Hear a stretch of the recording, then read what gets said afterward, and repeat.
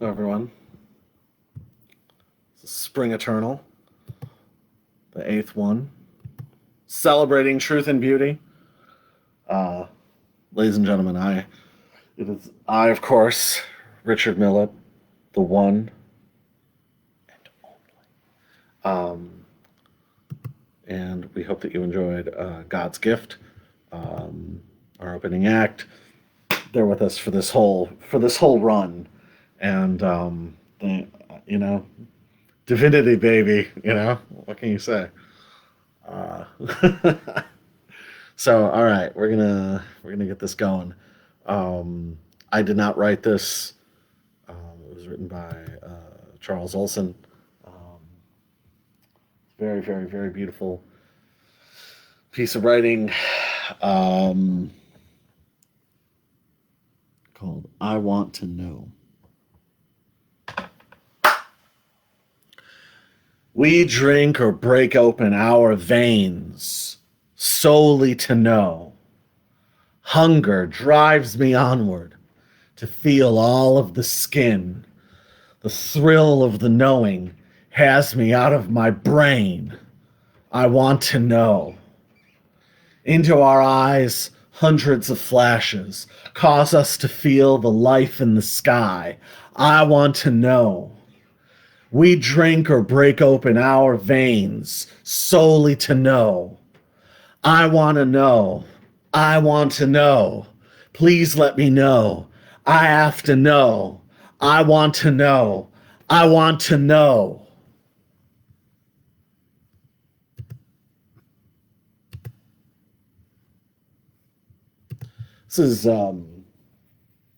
This poem's about 10 years old now. It's weird to think about.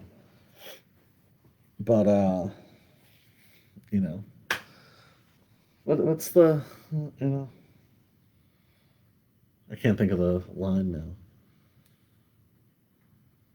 Anyway, I was gonna be really slick and quote something, but I can't even think of it. So yes, can't believe I couldn't think of this because I've quoted it a billion times on here even.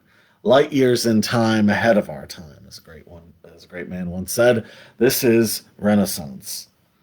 Celebrate the Silver Age, the wonderful dawn, the dust from space, the transparent page, the grasp of discipline, possibilities unbound by definition, the reach of purposeful disassociation.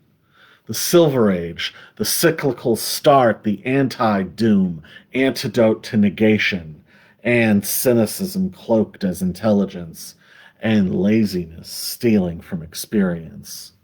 The Silver Age, wisdom without citing a reference, ideation from the singular source, the interior physics married to open perception, divorced from pre-existing belief systems. Celebrate the Silver Age, the transfiguration of time, made clear in the present, the gift of interdependent contexts, in the spirit of enthusiastic creation, leaning on the curve and leaving a set of fingerprints superimposed, adding another angle to the environment.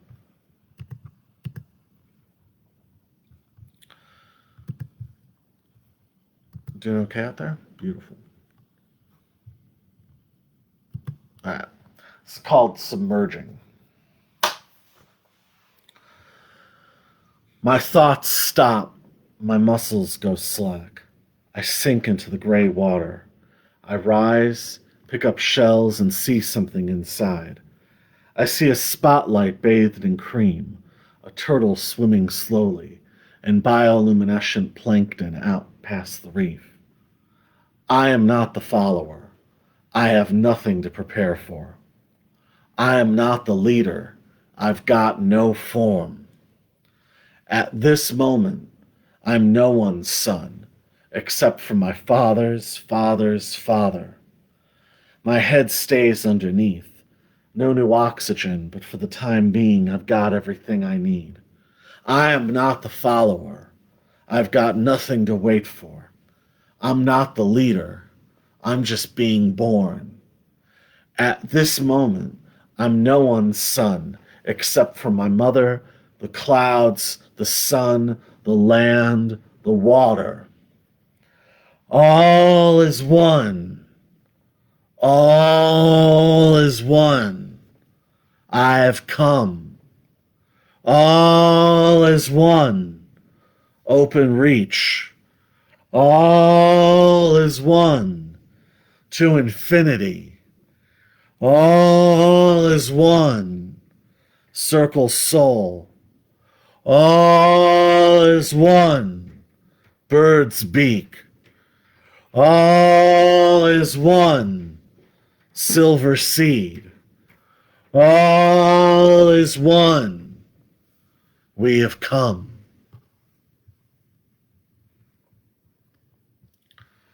Sunset, but the day's not lost, sitting under the trees, gazing at the vast expanse, palm fronds drifting down towards me in the lilting breeze, melted ice in my drink. If you can't remember the past, the same patterns will always last. Sunset, but the day's not lost, starting to slip into sleep and watch my dreams without disbelief. But I drag myself off the beach, through the unseen black and green, and have a late dinner in the canteen.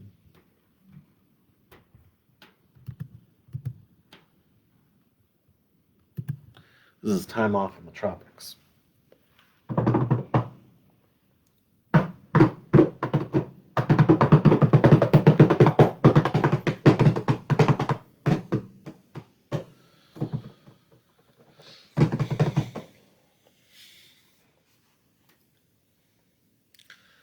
I'm so glad we could have some time off in the tropics. I never thought we could afford it. The wind is hotter than it's ever been, and I'm not uncomfortable at all. The water pulls us in, and in my hair is a flower. Play in the sun. Push yourself into the quiet rays. The sun is so warm until the end of the day.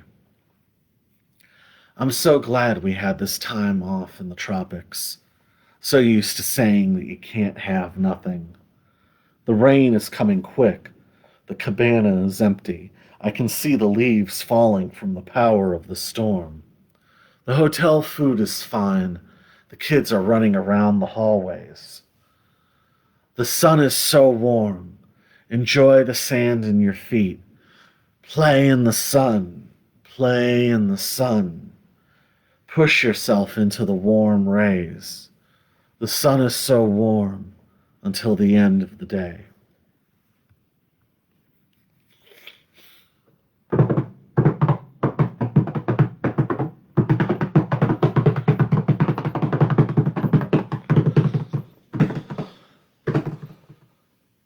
I can recall it all, narrowly avoiding the serrated rocks, rain dripping down the mast.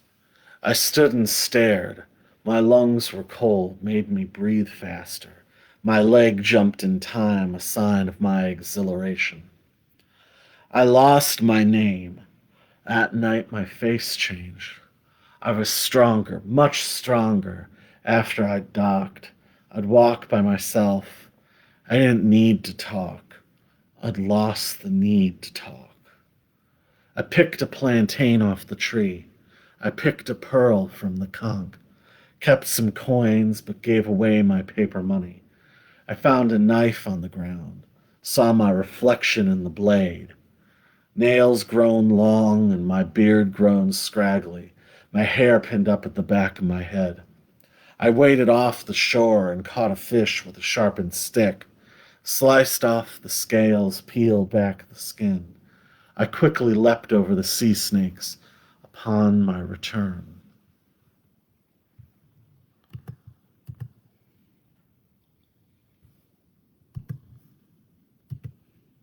Doing okay out there? Beautiful.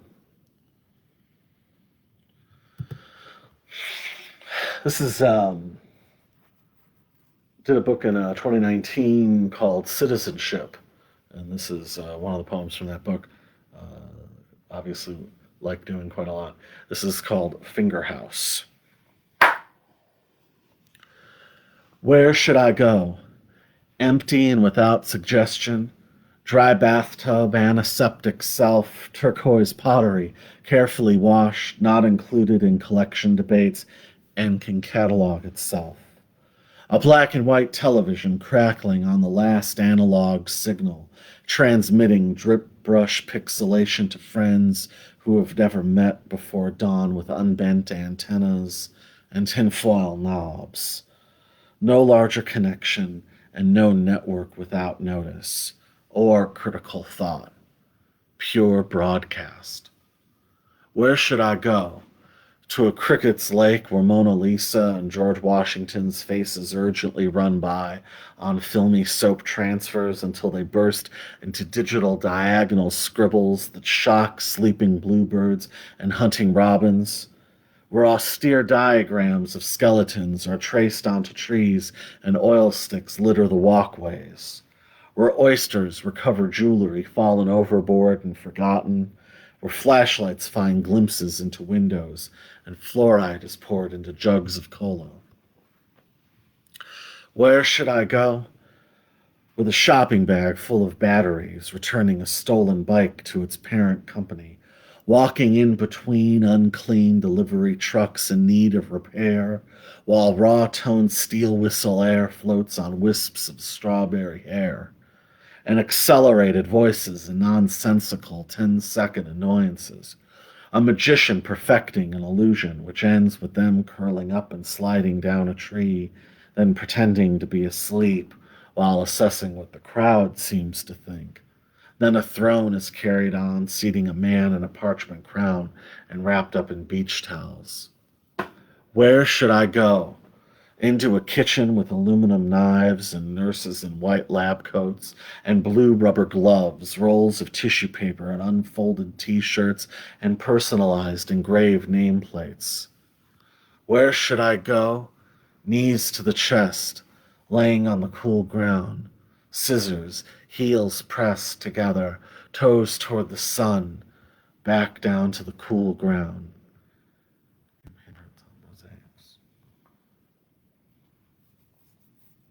This is 3% profit.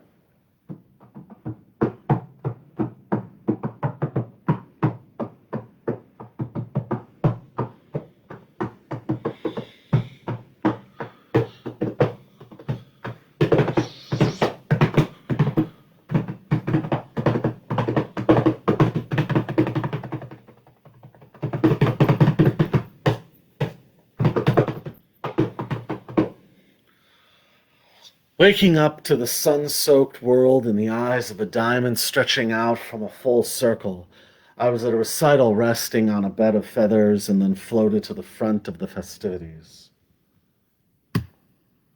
A Mercury step leaped through the lake and land in a leafy soft meadow, my legs a blurring winding wheel. My mom and dad hold out boxes. They walk together to an airplane, then climb up and run across the wings.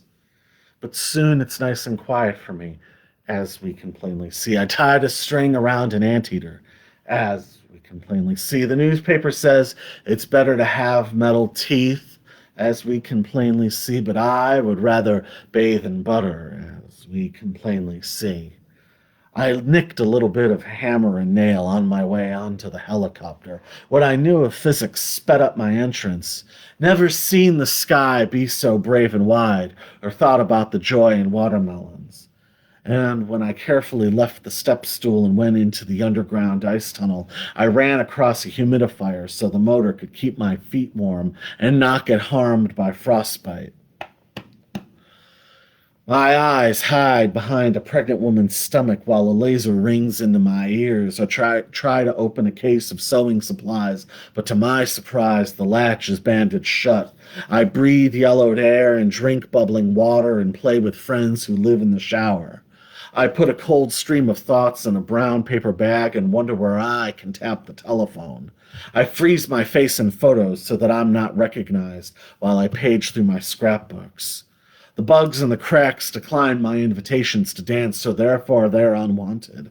I hiss into the sink until they crawl back so that my party can stay filled with levity and not too much gravity. So I paste my Polaroids all over the walls in geometric patterns and steal some dinner from my next door neighbors, as it's their fault for having given me a key. My sleeves festooned with pins and wind chimes dangle and jangle, thus announcing my arrival.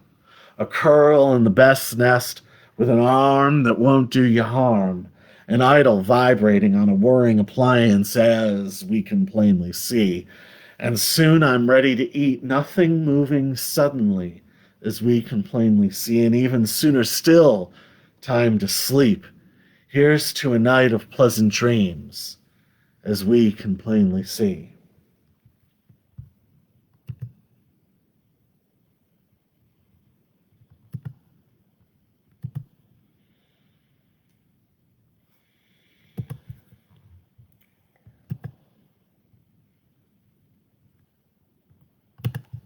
This is called Venus. I'm going to take a sip of water first.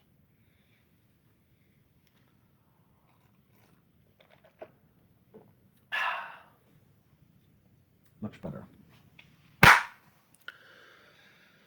Venus wading in a lake on the first day of spring, glides past a pregnant crane, sees what the future can be. Venus wading in a lake, picked ripe fruit from the trees, pouring petals in the water, splashing along with her baby. The sparrow takes flight, rise as it arrives. Venus sitting stringing pearls for her beloved girls, walks to where she's sleeping on the deck, kisses her on the forehead. Venus swimming beneath the sun, can speak earnestly with anyone. The sparrow takes flight, arise as it arrives.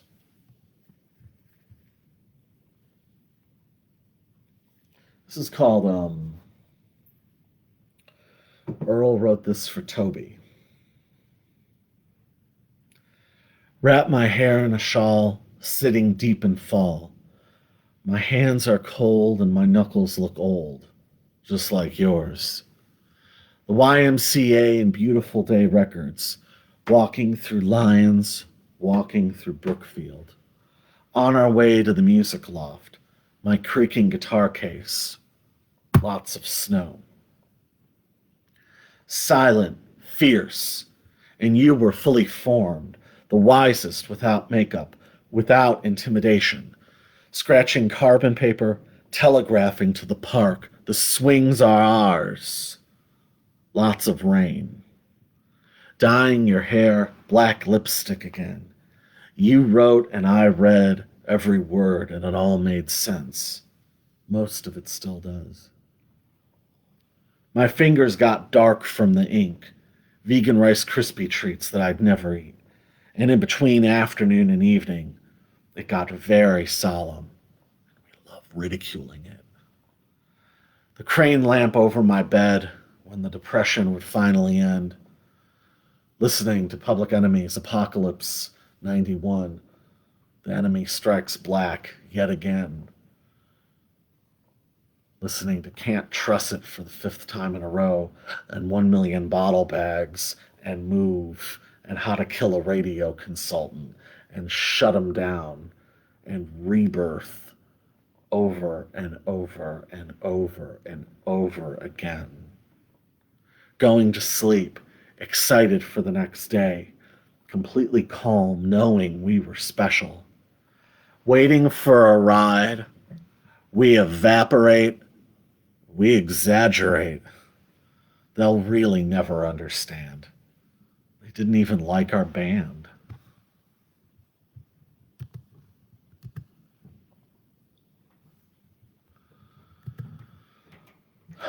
This is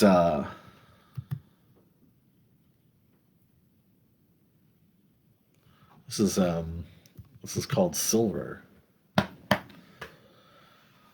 Silver comes into my room, and I don't want to sleep anymore. Silver comes into my room. Silver comes in beautifully adorned.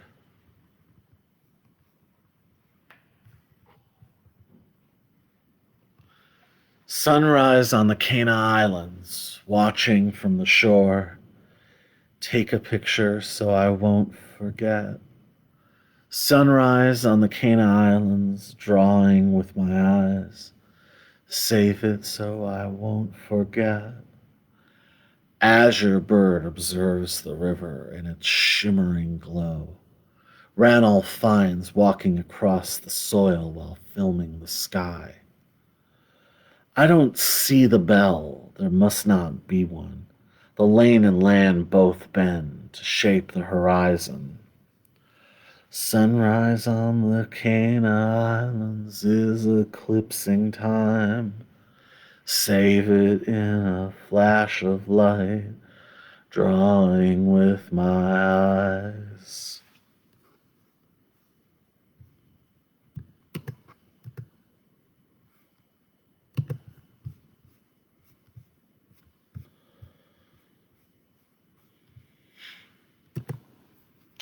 The book last year, it's pretty good, I think. I mean, I love it.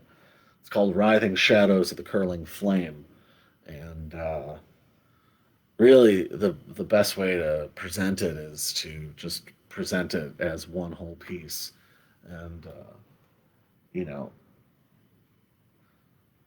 these performances, this run of performances has, you do things for very specific reasons. But at some point, I'd like to do kind of another run of just Writhing Shadows performances because I think that I tried to do that last year when the book came out and I got very sick. So it never really sort of got its due, and I'd like to do it properly. Anyway, this is called "Do You Kiss with Your Eyes Closed?" We climb volcanoes only to embrace in the crater. For 100 years we hold the same rope. Do you kiss with your eyes closed? How does it feel to hold me closer? Are you certain my name is Huxley? Does the bright sun lighten your hair? Do you plant trees on holidays? Sometimes I am, and sometimes not, collecting seeds or securing knots. We're carried on panels and dive off rocks, tuning pianos in the mornings. Answer me quickly. I want to know. Do you kiss with your eyes closed?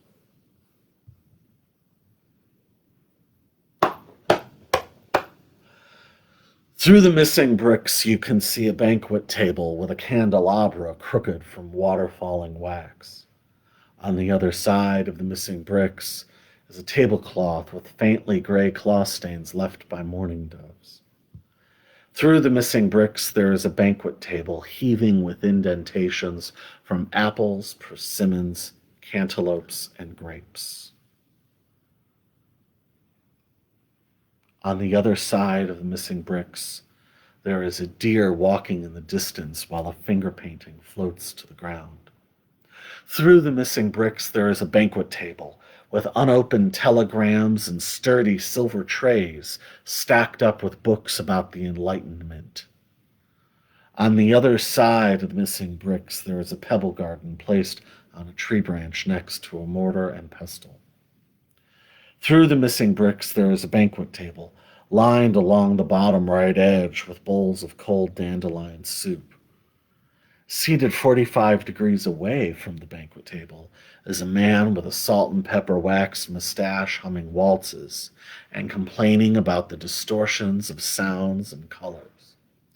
110 years old, and he doesn't know that electric blue can be beautiful too.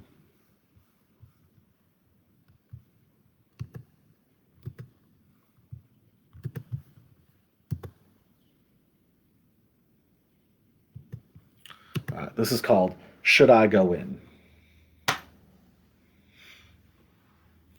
The silver pepper mill whispers to the hammer that she's an airport. And though she never really shows anybody, I still know that she's an airport. If you stop at her coffee shop, she'll charge you extra for a plastic top. The well-water ice cubes have heard this tale told before, but she's an airport. A zebra's chewing gum can confirm the reports that she's an airport. If you take off your shoes after the security stop, she'll throw them in the air and they'll land in the baggage cart. Run down the runway into the center of the day, where the sun is pointing down to the ground. Reach all the way down to touch your toes and remember a story that you'll want to pass along someday. Run down the runway into the center of the day, where the sun is pointing to the ground. Reach all the way down and touch your toes and remember a story that you'll want to pass along someday.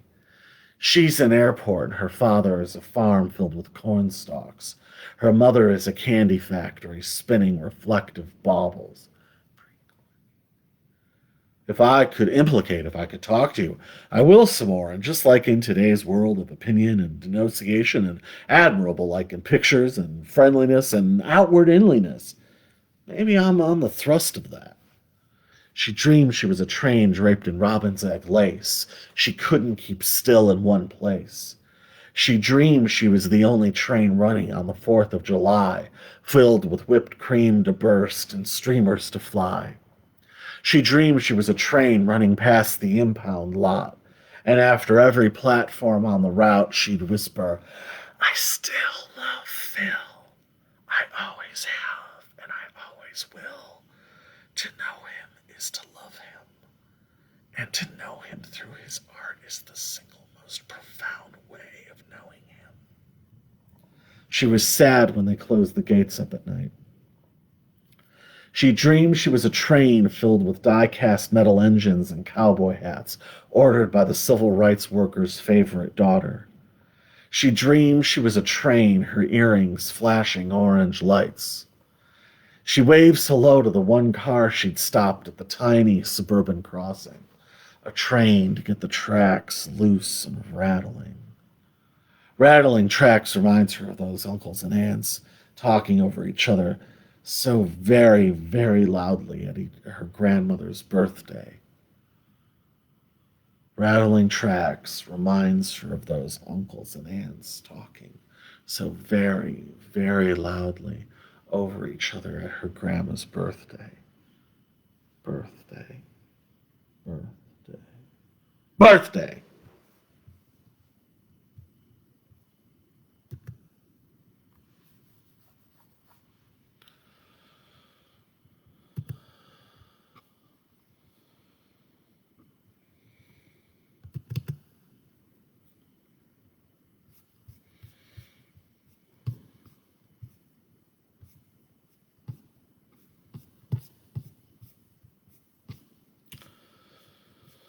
Okay, there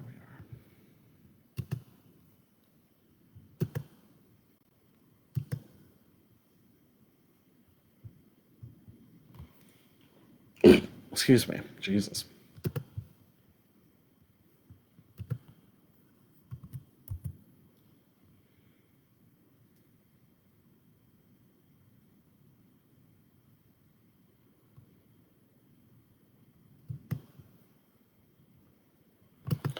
All right, this is called, we now enter into the second phase. That was phase one, and this is phase two.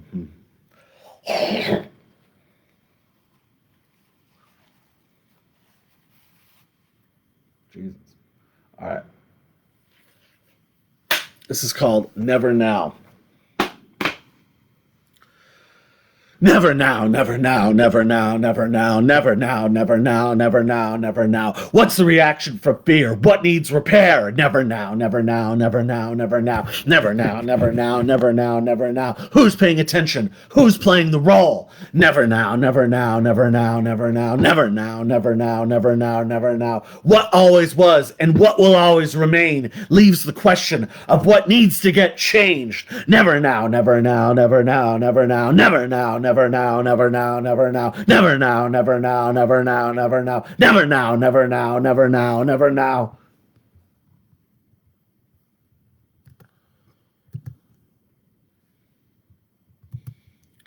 This is we have a new book coming out soon. It's I can now say I announced it. It's called Slaw Posey. You will have to look that up. I will not tell you, God damn it. I'm not your dad, nor am I a Wikipedia entry. Huh. So this is from the new book. It's all It's a beautiful thing to be creating new things after these many years. So let's not fuck around. All right, let's do it.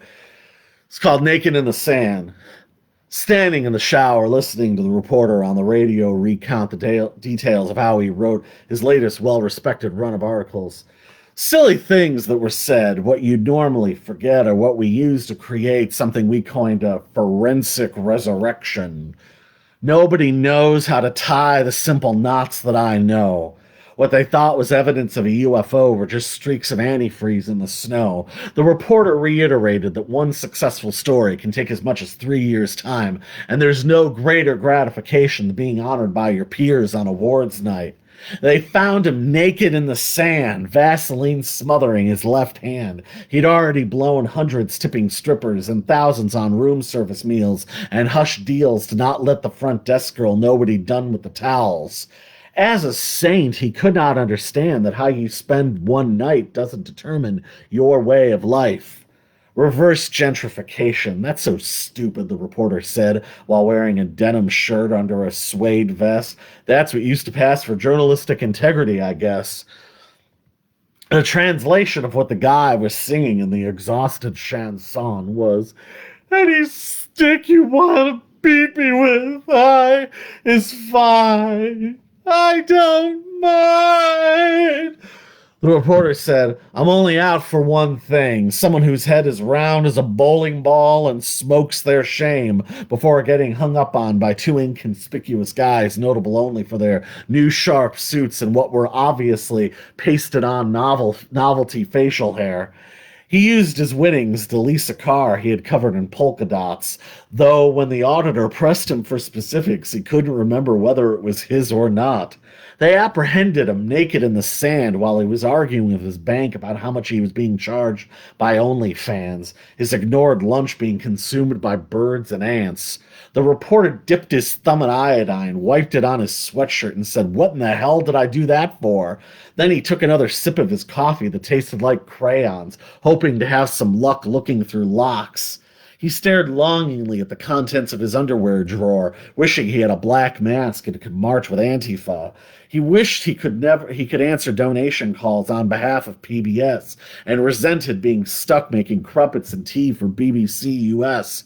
Unfortunately, he was fingered on their steps while his students wept in silent disappointment, and his great aunt sucked on a bit of honey, pursing her lips in judgment and enjoyment. They apprehended him naked in the sand. At least that's what his longtime agent said. He was fumbling for a cigarette and muttering that these idiots have no respect for talent. What else can be said? But they found him naked in the sand, making demands in a country whose laws he could never understand, getting taken off past a hail of flashes, sending smirking, knowing glances to the twerking girls making a fortune selling their asses.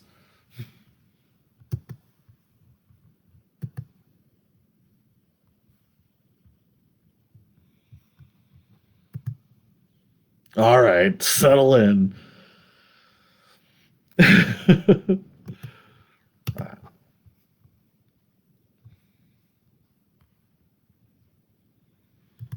This is another one from Citizenship. It's,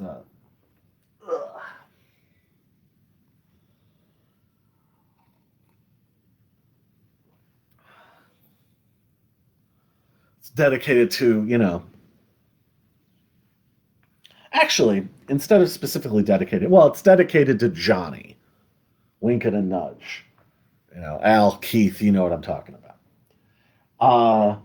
It's interesting how, people look back at punk rock stuff from the 70s, early 80s, and they're like, oh, people were so stupid that they couldn't understand They couldn't understand this art. They couldn't understand these people. Boy, they were really dumb. Society was so dumb, and they couldn't understand this, right? But some of those very same people still run into all sorts of problems. They're still, a lot of them are still very much outcasts and still very off the radar. And, it supposedly there's parades in their honor, right? But they're still out there and they're still outcasts. They're still not welcome in. And so it makes you wonder, how different is society really? Wow, deep, man. But you get the point. It's interesting that, still outcasts. You wonder why that is. Maybe, we were all so stupid. Maybe things are still just as stupid. Same shit keeps happening, right? You know what I'm talking about. It's the same bunch of ideologues trying to tell you what to think. Doesn't matter how cynical or how absurd the shell game is. Fucking pigs are pigs. The question is what to do with pigs, and where do you put pigs? That's the real question, because you can't legislate that away. So where do the pigs go, and what do the pigs do? Those are the great questions. So strange stuff. So yeah.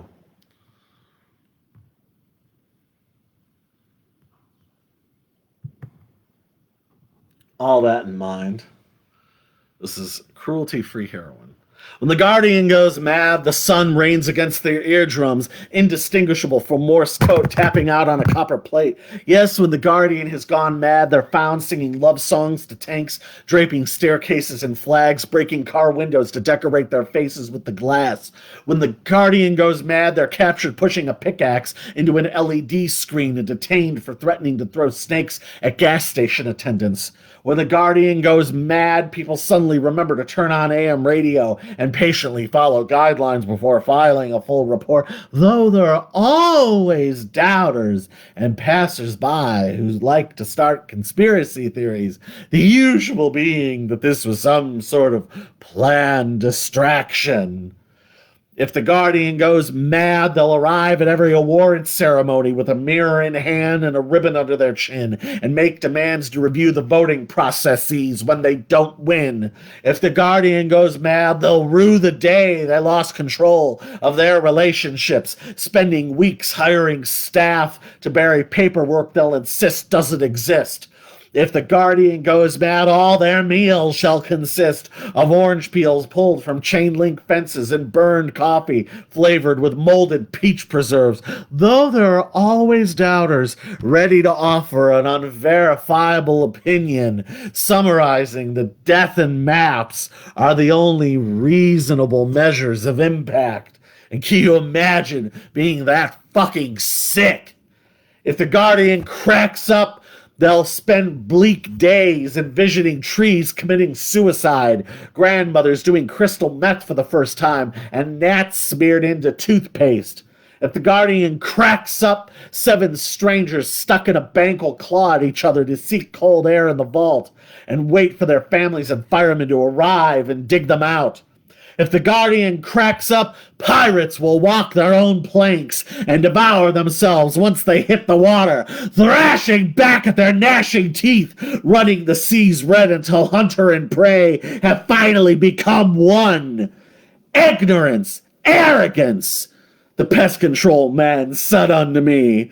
When I was in Japan, I bought cherry bread in a can. I opened it with a knife and slid off the wrapper. The air bubbles stayed floating in my mouth, and I rolled them around and around and around and around until I returned back to the West Bliss, tolerance, The pest control man said unto me, sometimes my apartment building turns into a vending machine, and I get deposited out into the evening to provide goods and services for lucky couples with good taste and a few wandering dollars to rub together.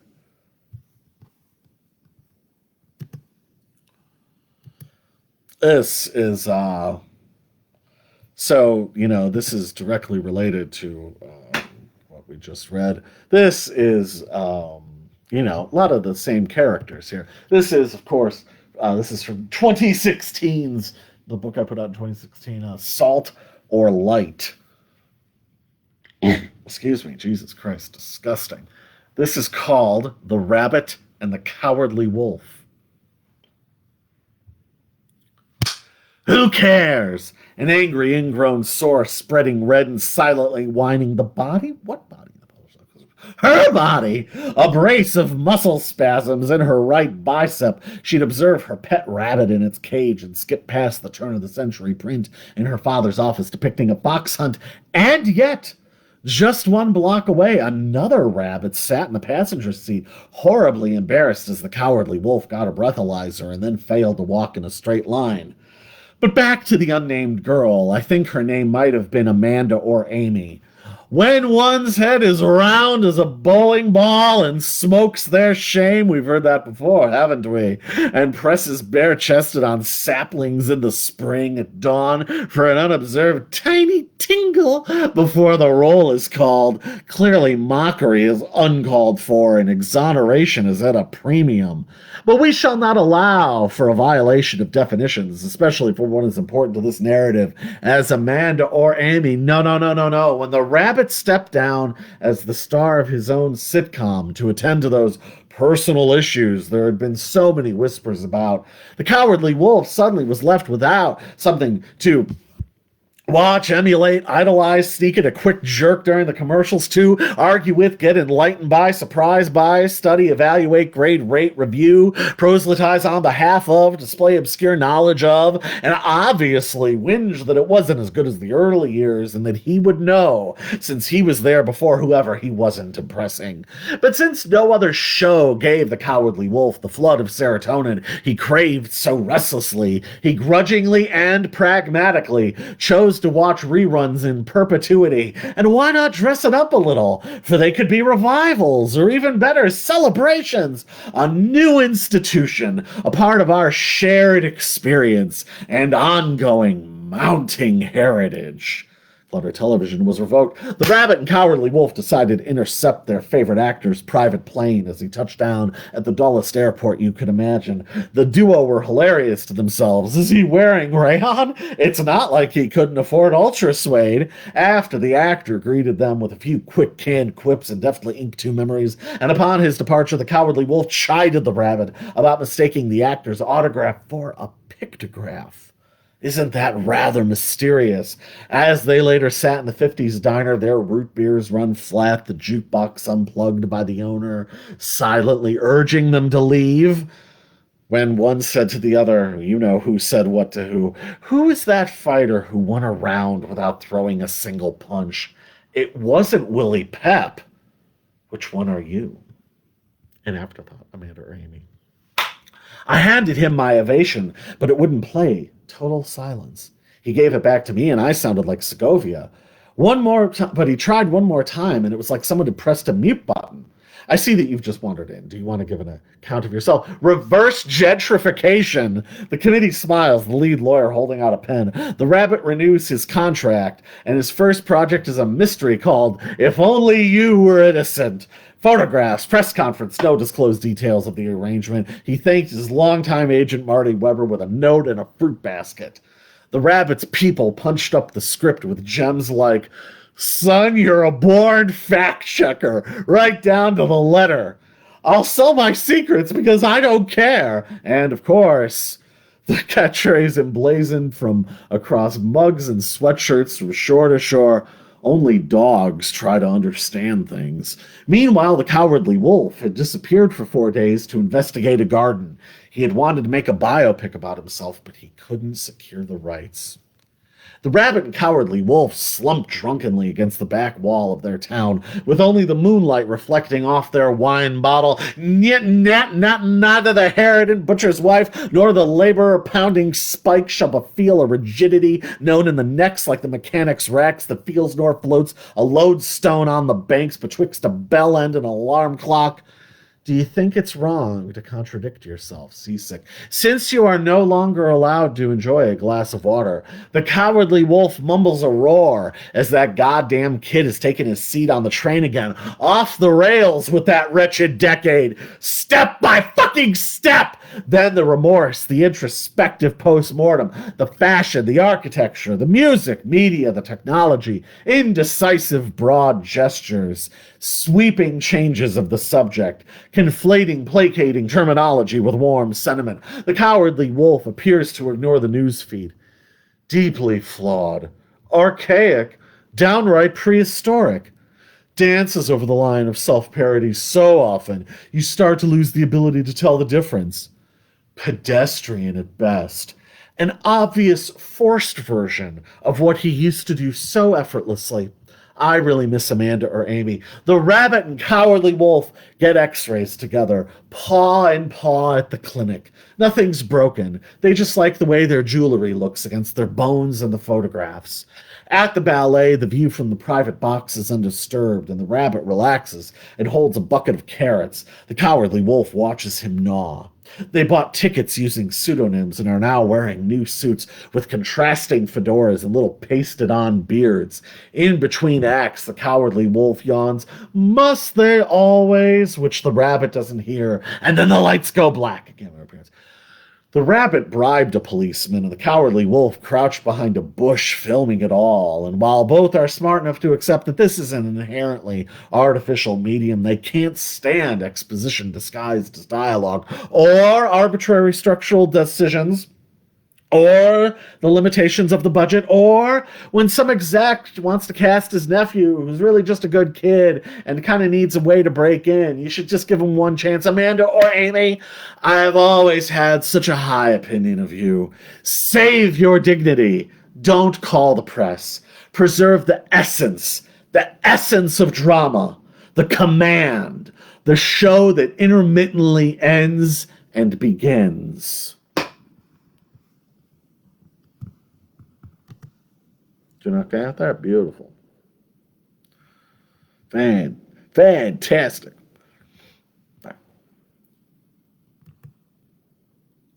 All right, this is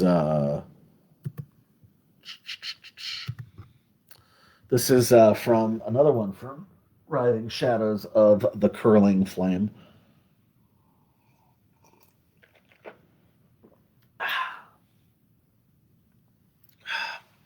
This is called Red or Green. Or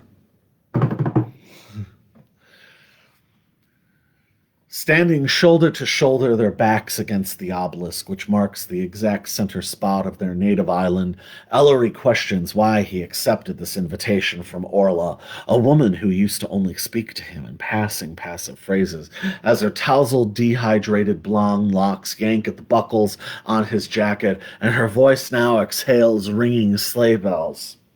Up Main Street comes a loose approximation of a circle formation, populated with drunken lorry drivers, whirling dervish dentists, pipe-wielding welders, and newly inoculated nurses who leer, howl, and rattle forks until they point and cry at planes flying by. Orla beholds this bedraggled throng with bemusement before her mind drifts to memories of eating escargot with her toes planted in sand while her parents reminisce on the phone with old friends. Orla turns to admire Ellery's posture and pictures what he might look like in the shower once he takes that shredded shirt and those decaying jeans off. "Don't pay attention to them," Orla says to Ellery seconds after he decided to hold her hand. Orla relaxes and whispers, "We smell like the sun, and our snow tastes like salt." And as the circle disperses, Orla and Ellery know all they have to do to get home is wander long enough. These are three from the new book. Um, do them three in a row. They're three parts of one story, shifting perspectives, if you will. I could have just made it all one poem, but what is the fucking point of that? I wanted to emphasize the differences. So, in quick succession, we shall do, excuse me, there we are. Yes. We will do Shiroi, Murasaki, and Silber.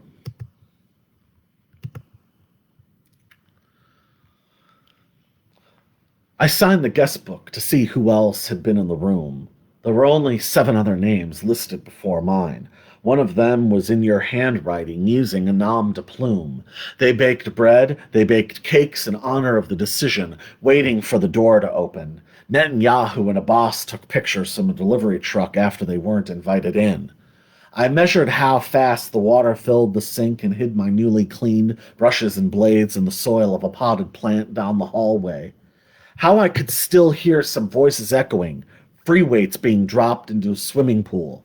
Why was the second name crossed out? Sneaking around and pausing sighs?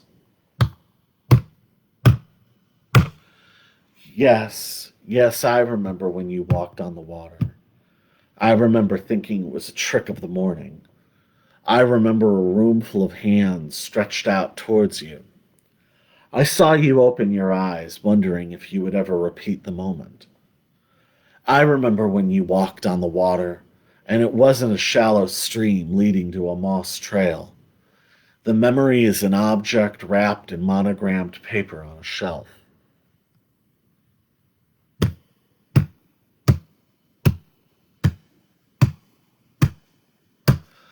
I was quoted in your speech, but later you did not recognize my face. You broke my concentration with your fluttering interruptions. You asked if I wanted to dance, then passed me off to your date. The dust from your cracked gasp landed on the shoulders of my tuxedo jacket. I could not have expected the choir to pull out flutes and spend the night trying to find a tune to sustain a 21-part harmony. I could not have wanted a seat against the back wall where the wheels of the dessert cart kept rolling into me. How could you forget the poster of the pincer-nosed couple with the bleached flower countenance in gleaming jewelry and full evening formal wear holding tins of caviar, boasting they brushed their teeth with lard?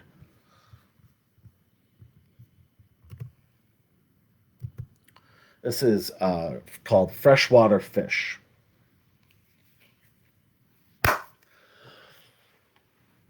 Gnawing gold leaf off the treasure chest hurts my teeth. It only ever rains in here. My lungs clench and heave. I would be foolish to describe myself, but I hate feeling weak. I enter a frame with no door as a sign of involuntary retreat. The paper in the book disintegrates next to me. I never know how far deep I need to be. It's a lie that the path to you is a street. You're in a cage. The flowers are surrounded by grass. I'm entrapped in the glass that I slam against. You have latches that you can flip, push over lamps until they fall and break. You can escape traps, laugh at knives. My true love faded with eternal life. This is a new one. This is going to be in the new book. This is called Remon Kori.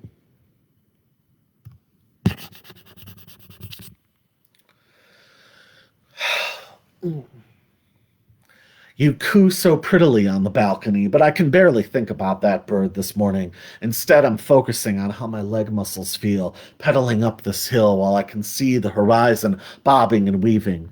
I don't eat breakfast until I stop. Pancakes rolled around, pineapple floating in a coffee cup. And I don't want to hear any idle conversations far or near. It makes me sour to hear the same phrases every other hour. When I speed up going downhill, I never brake, and I close my eyes and pray there's no one in my way. And when I'm out of the shower, I measure my calves and breasts with a string I snipped off my grandmother's wedding dress. I fetishize pedaling uphill, loud cars inches away from me. I like seeing the horizon bobbing and weaving and then greeting me hello. My downhill eyes measure up close when phrases speed to my bird. Greetings I say no, then shower and pedal until my muscles stop, makes my arm weave prettily. Hello, me greeting, then weaving and bobbing, the horizon, the sea like me. Loud pedal to look at my breasts and my dress.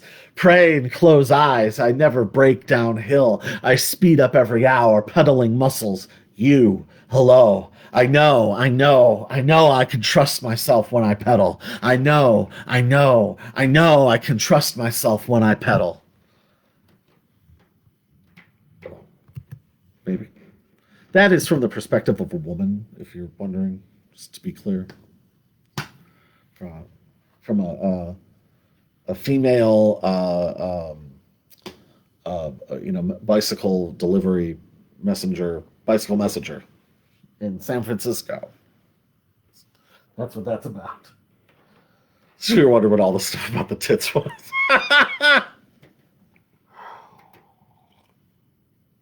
Yes, I know men have breasts, but that's not what I'm fucking talking about. It's about a woman who's obsessed with her own assets, among other things. All right, this is oh Jesus, no. This is another new one. Doing lots of new ones tonight. It's very exciting. Rolling them out, presenting them to the world. Yes, truth and beauty, spring eternal. Let's make special every day. All right, let's do this. You were in a swamp, had all your clothing wrapped up, wondering how you'd survive the torrential downpour.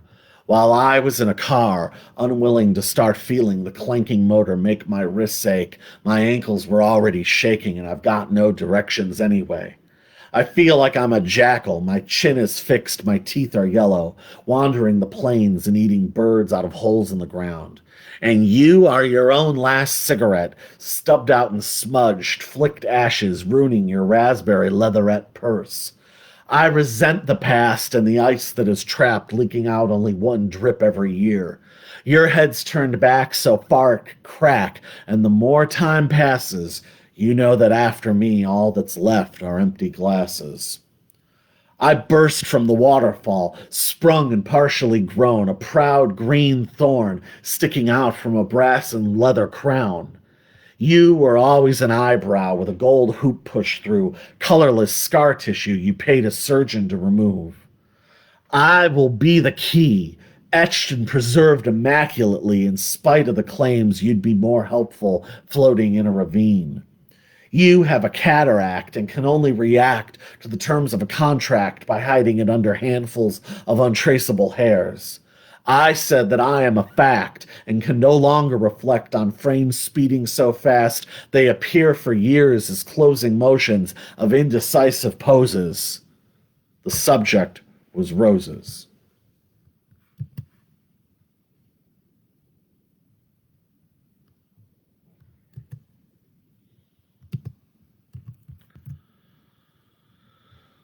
Beautiful.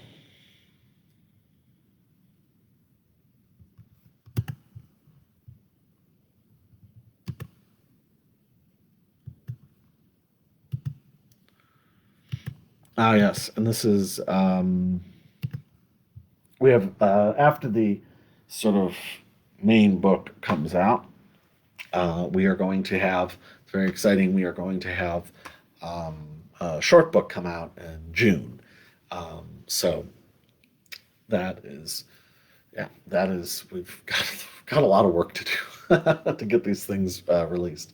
So, but it's a wonderful thing to be able to do. You know, so things like this. So we just want to let it fly while we can. It's a beautiful thing to be able to do this. Um, so yeah, this is called Jungs Wie Wer. Jesus, man.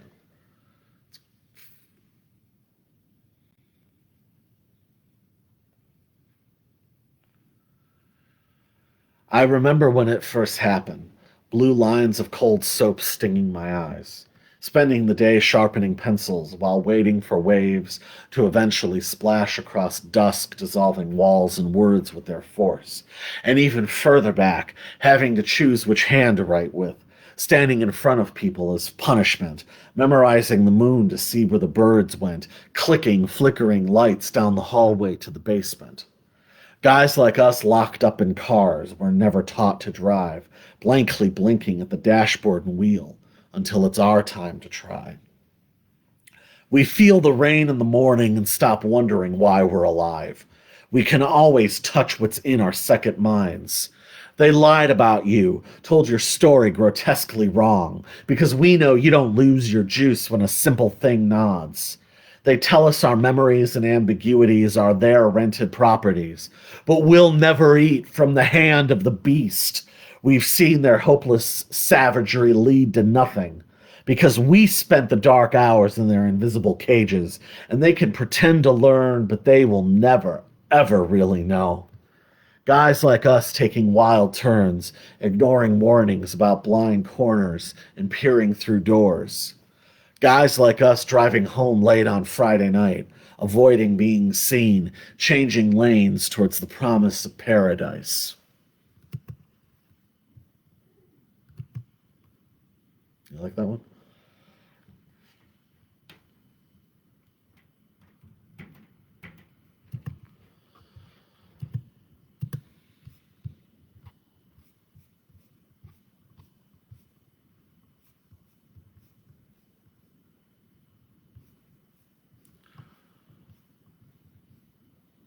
All right, so we are going to do two from Scatter.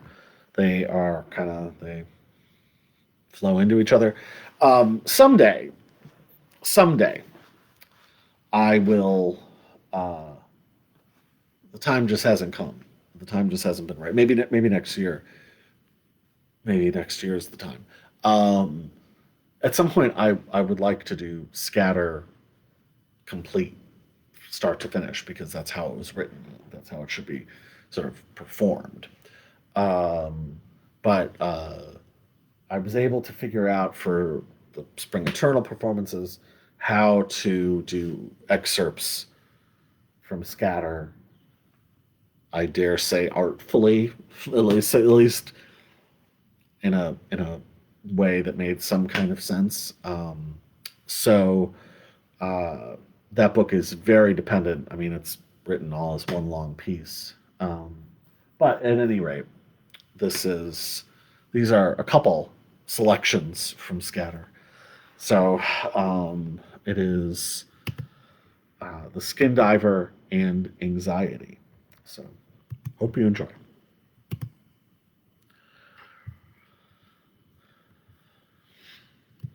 Excuse me.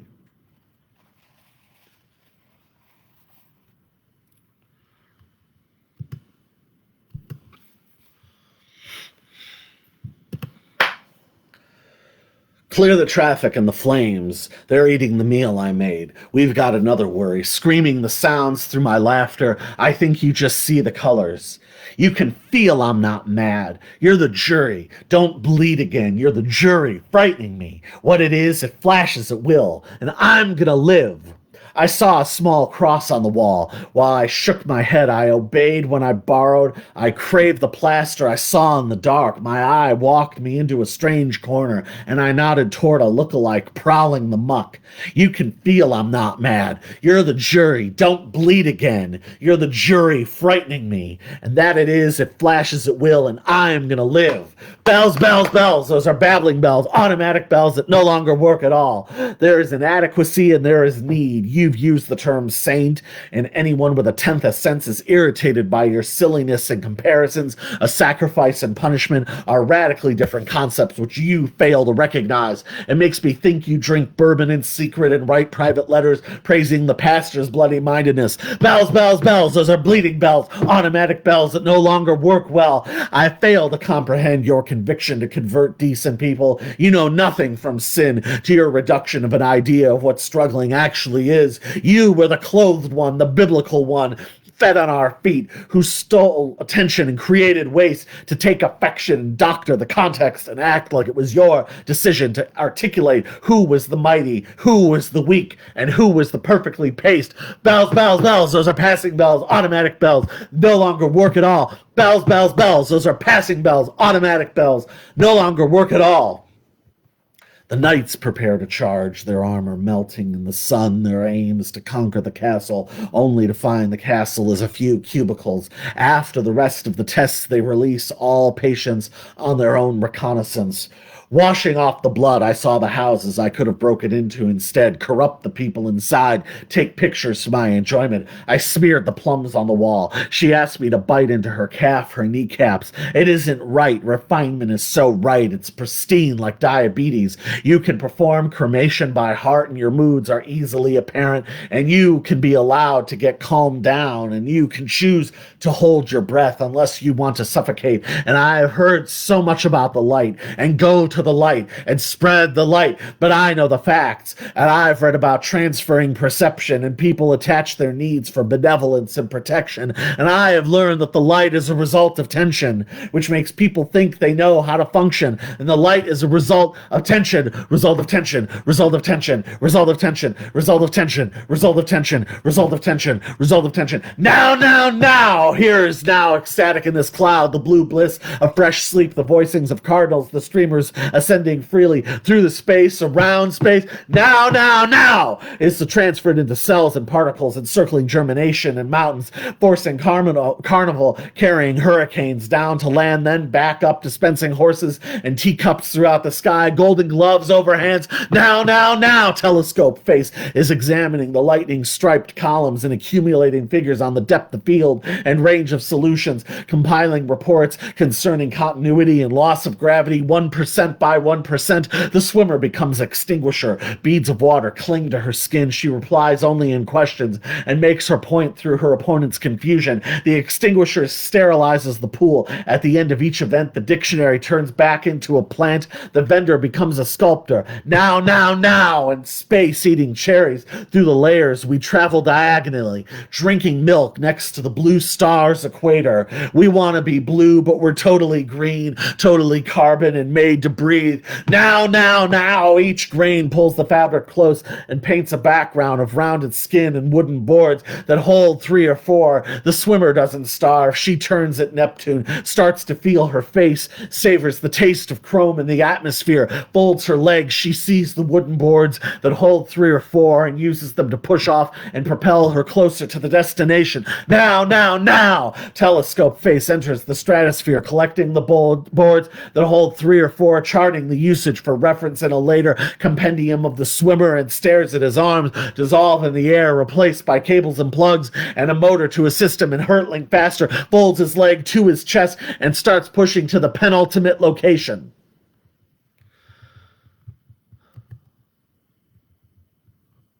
And this is called Space Filter. It is another new one. We're just rifling through these. So I'm,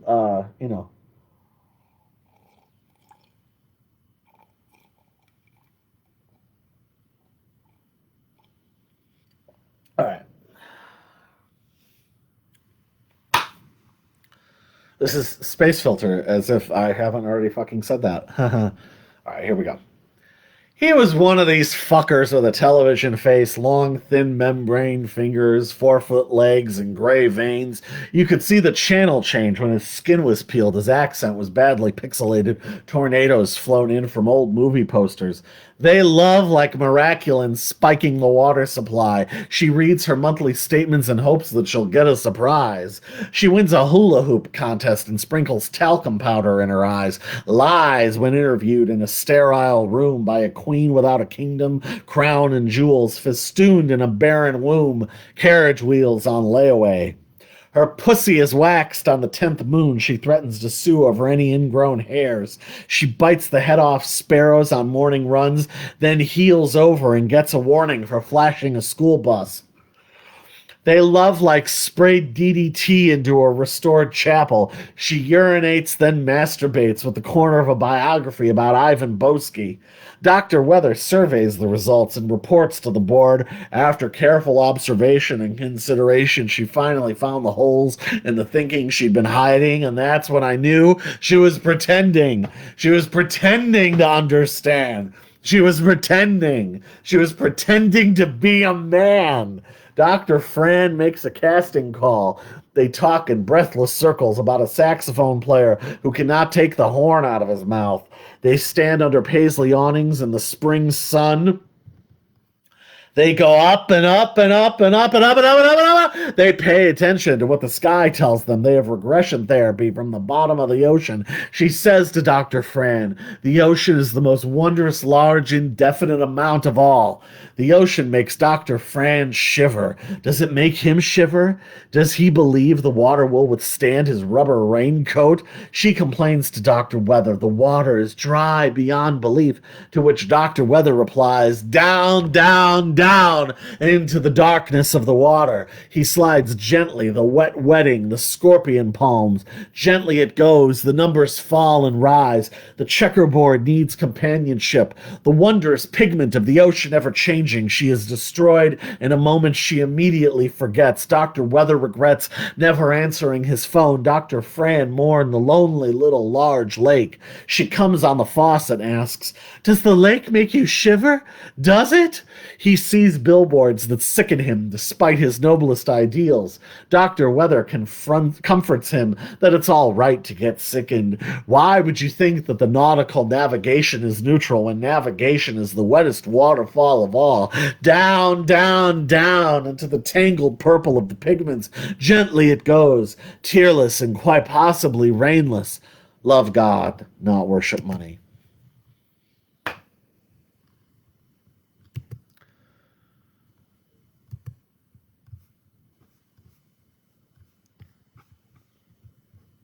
This is a room service.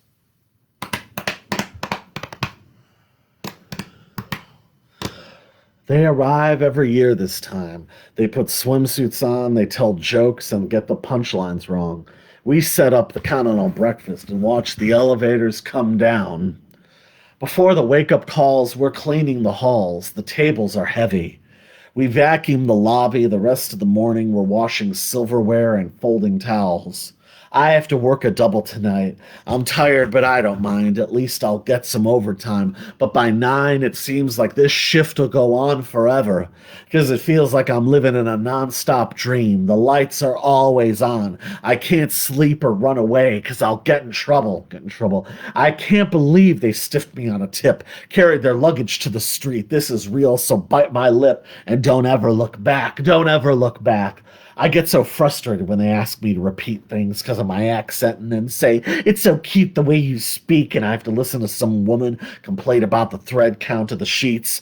I don't want to work tonight, but I really don't have a choice. I have to make what I can now because I won't be young forever. Because it feels like I'm living in a nonstop dream. The lights are always on.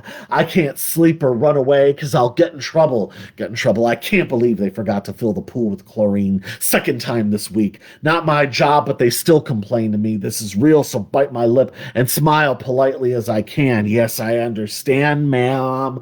My heart really gets racing when their kids throw things at me. I can't wait to go home tonight, but it'll be okay because it's either this or the Spoon Factory, and I can't wait to go home tonight. And this is our final piece of the evening.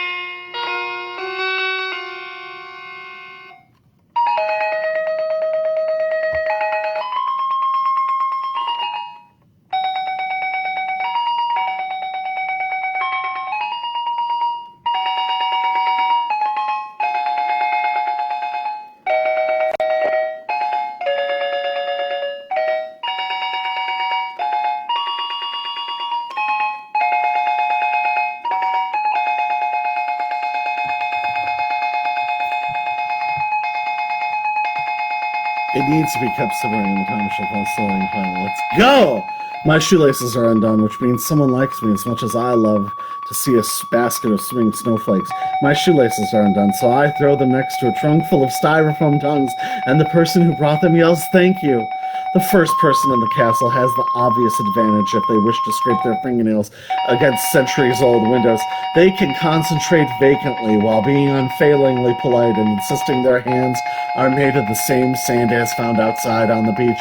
They know there is no joy in failure for their friends, and that the fun and restoration happens once the work is done.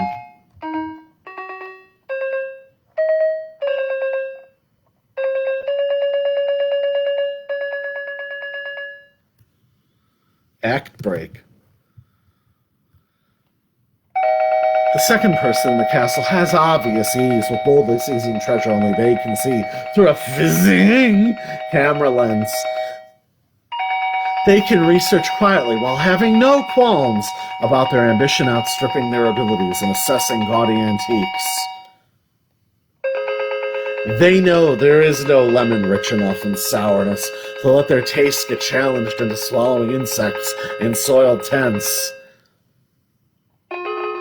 The third person in the castle has obvious edge when turning their profile to face the East End in hopes of preparing a table leg. Act break. They can dutifully saw and sweep the dust into the bin until the bell sounds for them to begin slicing up vegetables in the kitchen. They know there is no creek deep enough to keep them from molding jellies into a series of perfectly semi-translucent wedges. I want brass buttons for my cousin because I could not count for cufflinks. They counted for me. Because I could not look for light bulbs. They looked for me. Because I could not dance for diamonds. They danced for me. They realized the chateau has the clear advantage as the place to evaluate flashy antiques. No. I want brass buttons for my cousin, but I make the rubber buttons to wear for myself. While I sew, I look at the library and remember each of my most memorable finds. I want brass buttons for my cousin, but I make the rubber buttons that I wear on my jacket. I buy the materials from the tan-toothed man who sold my mom a gold wishing box. I want brass buttons for my cousin because when I preach with the collar, it preaches with me. Weird place for an act break. I want brass buttons for my cousin because when I move with the minnows, they move with me. They realize the chateau has the clear advantage when you're evaluating flashy antiques. Let's go! It's all right. My shoelaces are undone, so I only walk sideways and photograph a plum purple terracotta planet with a flag with a price tag sticking out of it. Though it's hard to know. My shoelaces are undone, which means someone likes me as much as I love wearing an apricot ascot or hearing stories about Korean camping sites. Act break. The first person in the tower can brighten their senses by energetically exchanging sunglasses and hairstyles. Once safely ensconced up at the top, they can cheerfully sing along with goddamn most anything, though they prefer Caruso and ragtime to songs they don't already know. There is usually a fixed point in the distance for them to focus on, things such as a helicopter or a hawk taking off shortly after dawn. The second person in the tower can loudly shout, "How I love my girl!" which echoes back so overwhelmingly loudly that they can think that they're in a private booth. They can detect the scent of her hair and shampoo in the wind and look down to see her looking up and running towards them. There is normally an iron staircase nailed in 40 years ago, which serves as the one modern addition to the edifice. Act break. The third person in the tower can tell endless jokes over dinner about the rabbits they saw nipping chocolate from their mother's open purses. They can wear a lei around their necks, which contrasts sharply with their pinstripe sport coat and tartan flat cap. There is always a sauna where they can fall asleep underneath a slippery painting of their father, all dressed up as a captain. My shoelaces are undone. They lay underneath the warmth of the sun. This is a true depiction, recited with excellent diction. Let's go!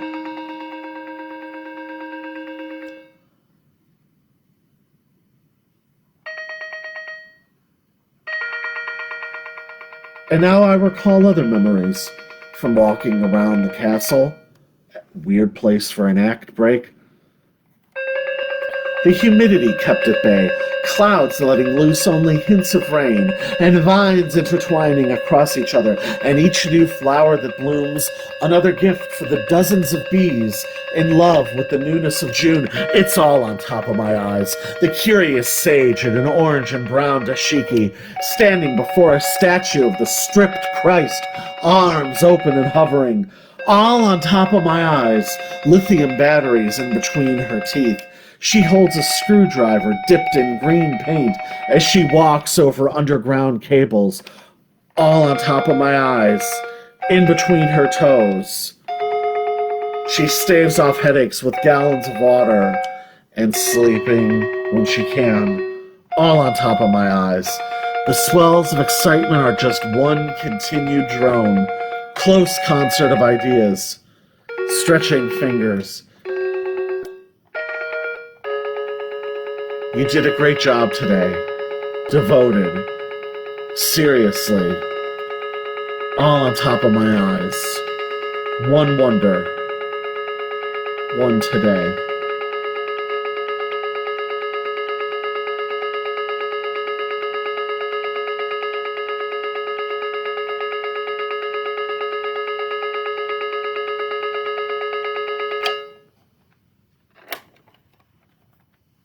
Lovely. And that, my friends, has been yet another exciting edition of Spring Eternal. We hope that you've enjoyed this. We love doing it. By the grace of God, we will be back next week on Tuesday. It's a very, it's always exciting to do these, and we certainly hope that you enjoy them. We love doing it. And so until then, hang in there, I don't know. Fuck, shit, piss, right? So until then, we shall see you next week.